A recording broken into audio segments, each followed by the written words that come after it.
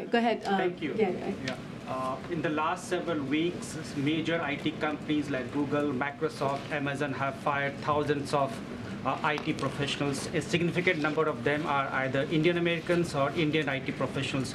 The two questions. These companies are saying that a recession is on the horizon. That's why they're firing these people.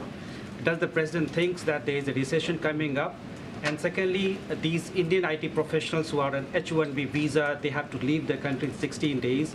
These people who have their families and kids studying here, their house and mortgage, they're asking for more time to stay here so that they can find an alternative way to sustain themselves. So more broadly, I'm just not going to speculate why companies, individual companies, have made specific personnel decisions. That is for them to speak to. But you know, you don't have to take my word for it. Our economy is continuing to grow in a steady and stable manner, as you've heard us from here. And you just have to look at the economic data. When you look at the CPI data, you look at PPI, and so. More broadly, again, when it comes to economy, layoffs remain near record lows according to job opening data. Again, I'm just not going to get into specifics or why this is happening. This is something for individual companies to speak to.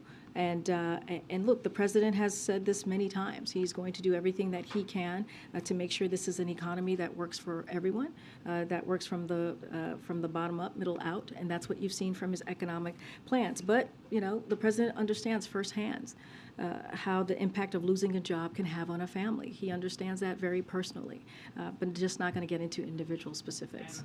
The status of those who have been fired, how can they stay here in this country? I don't have any specifics on that when it comes to how they can stay here. What I can say is speak more broadly about what we're seeing through the data. Don't want to comment on individual companies. I can speak to how the economy has actually been more of a stable and steady growth because of the president's actions.